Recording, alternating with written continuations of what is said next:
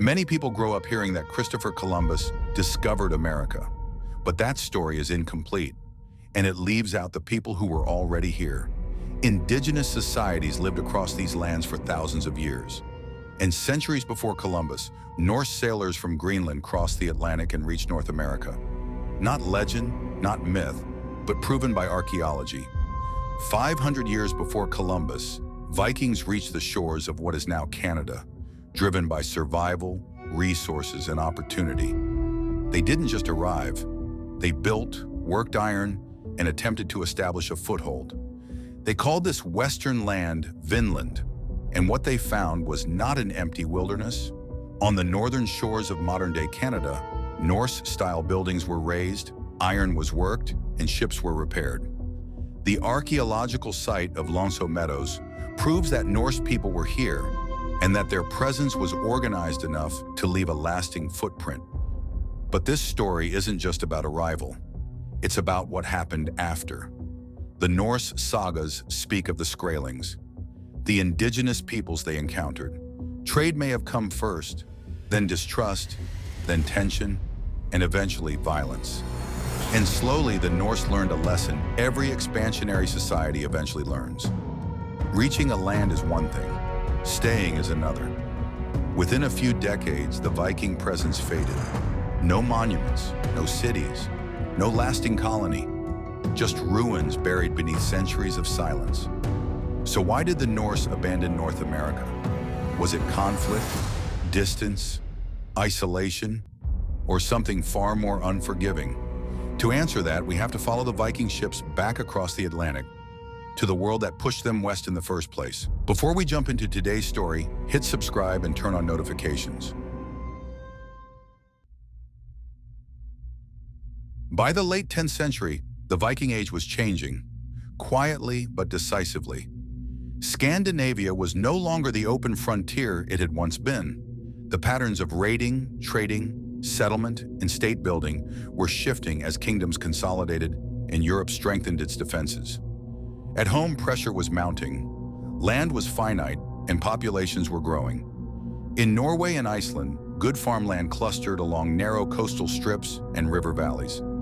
Inheritance customs often divided land between family members, leaving younger sons with fewer options.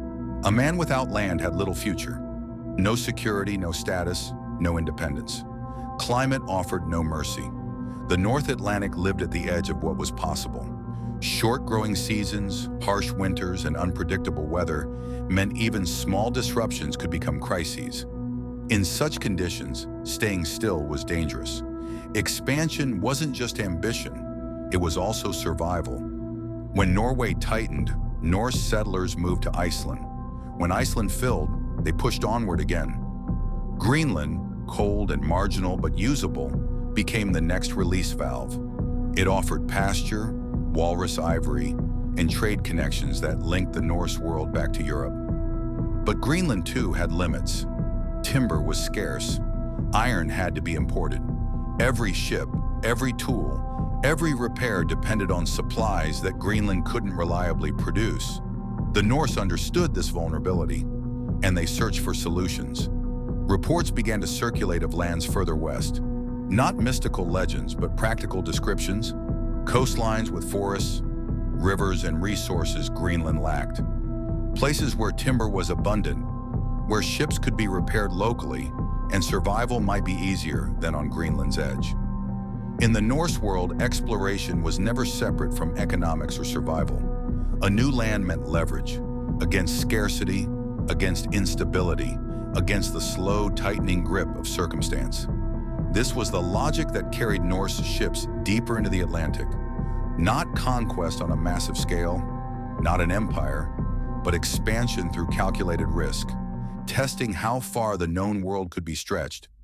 Vinland didn't emerge from ambition alone. It emerged because the old world was closing in. And when survival is at stake, the horizon becomes an invitation. By the time the Norse turned their ships westward again, the Atlantic was no longer a mystery. It was a working space. For generations, Norse sailors had learned how to read the ocean, the color of the water, the behavior of birds, the rhythm of swells, the angle of the sun. This knowledge was not magic, it was accumulated experience, refined through survival. The route west unfolded in stages, not leaps. Norway to Iceland, Iceland to Greenland. Each crossing reduced uncertainty. By the late 10th century, Norse people were operating across a North Atlantic network connected through seasonal travel and trade. Going further west wasn't blind faith, it was an extension of habit. Their ships made this possible. Cargo ships and longships were sturdy, flexible, and capable of surviving rough seas. They could be beached easily, repaired on unfamiliar coasts, and carry people and supplies across long distances. The sagas describe sightings of land beyond Greenland, coastlines glimpsed after storms, shores marked by forest rather than ice. These reports mattered because they solved a real problem. Greenland lacked wood. A land rich in timber wasn't just desirable, it was strategic. When Norse crews set out toward these western lands, they weren't chasing mystery for its own sake. They were testing reports, verifying coastlines, and measuring resources. What they encountered was different from Greenland. Forests thick enough for timber, rivers, grasslands, abundance. But the Norse didn't mistake abundance for safety. They moved cautiously, sticking to coasts, establishing camps, learning where ships could anchor and where they couldn't. And what mattered most was this: the Atlantic wasn't an impassable barrier, it was a corridor. And once a place is reachable, it becomes a choice. Vinland wasn't discovered in a single moment. It was approached carefully, deliberately, by a society already accustomed to living where certainty ended. For centuries, Vinland existed in a space between memory and myth. The sagas spoke of it with confidence, but they were written down long after the events they described, shaped by oral tradition and storytelling. For modern historians, that meant one thing: plausible, but unproven. That changed in the 20th century. On the northern tip of Newfoundland, a cluster of low grassy mounds caught the attention of researchers. Beneath them were buildings unlike indigenous structures known from the region. The layout matched Norse settlements from Iceland and Greenland: turf walls, timber framing, and distinct architectural patterns. This was Meadows. Excavation revealed something decisive: evidence of ironworking, including a bloomery furnace and iron nails. Indigenous societies in this region did not smelt iron at that time, making this a clear marker of Norse activity. The settlement was small but purposeful. Multiple buildings served different functions: living spaces, workshops, storage. Evidence suggests ship repair and tool making, meaning this wasn't just a landing point, it was a base. Carbon dating placed the occupation around the year 1000. For the first time, the saga tradition matched the ground. Vinland wasn't just a story, it was a place. But the site also revealed limits. No cemeteries, no signs of a large population, no long-term agricultural development. This was not a permanent colony. It was an outpost, likely used to support exploration and resource gathering. Vinland was real, but it was also fragile, and fragility in an unfamiliar land always has a cost.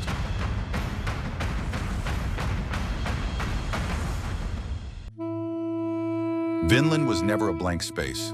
Long before Norse ships appeared on the horizon, indigenous societies had lived, traveled, traded, and adapted across these lands for thousands of years. When the Norse arrived, they entered an inhabited world. The sagas refer to the people they encountered as Skrælings, a vague term that reflected unfamiliarity more than identity. Scholars have suggested these encounters may have involved ancestors of the Beothuk, the Dorset, or other local peoples. But the sources do not allow a definitive identification. What is clear is this: these communities were not passive. They knew the terrain. They moved efficiently through environments the Norse barely understood. They had their own systems of defense, survival, and adaptation built over generations. When two worlds met, there was no shared language, no agreed rules of exchange, no framework for coexistence. And that made every interaction unstable. The Norse were few, far from reinforcement, and dependent on ships and seasonal timing. The indigenous peoples were at home, And they were not alone. Vinland was not empty land waiting to be claimed. It was a lived landscape with its own defenders. The first encounters between the Norse and the indigenous peoples of Vinland were likely cautious, measured, and pragmatic. For the Norse, survival demanded adaptation. They needed timber, food, and a workable relationship with the people who already lived on these shores. For indigenous communities, outsiders arrived with unfamiliar materials, especially metal goods, that could be useful, but whose intentions were unclear. The sagas describe trade, cloth and small goods exchanged for furs and other resources. Whether every detail is literal is uncertain. The sagas were written down later, but the overall pattern makes sense. In situations like this, initial contact often begins not with open war, but with testing and exchange. Yet trade depends on trust, and trust was fragile. There was no shared language, no agreed rules. Each side interpreted gestures through its own assumptions. What seemed like a fair exchange to one group could feel like a threat or deception to the other. And even if trade worked briefly, it revealed something important. The indigenous peoples were organized, mobile, and fully capable of defending their territory. The Norse were not dealing with scattered individuals in an empty land. They were dealing with societies that understood the terrain, controlled movement through it, and could respond quickly to intrusion. Trade may have built a bridge, but it was a narrow one, and it could collapse at any moment. If this story fascinates you, make sure to subscribe and check the playlist. There are more epic battles and hidden histories waiting to be discovered.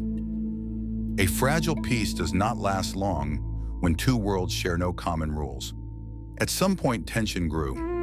The sagas describe conflict, sudden clashes, fear, and retreat, though the accounts are brief and shaped by storytelling. Archaeology at Meadows does not show clear evidence of battles, but it also doesn't need to. A settlement can be abandoned because of rising danger without leaving a battlefield behind.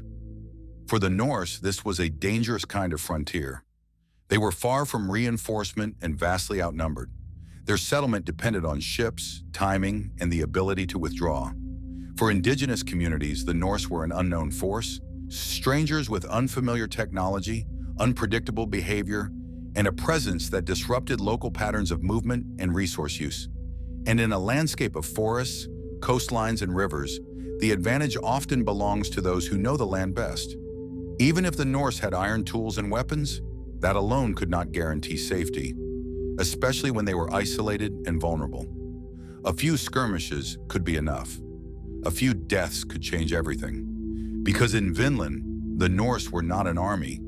They were a small outpost trying to survive. And survival is fragile when conflict becomes routine. Even without conflict, Vinland was a logistical nightmare. The settlement stood at the edge of the known Norse world, dependent on ships arriving from Greenland.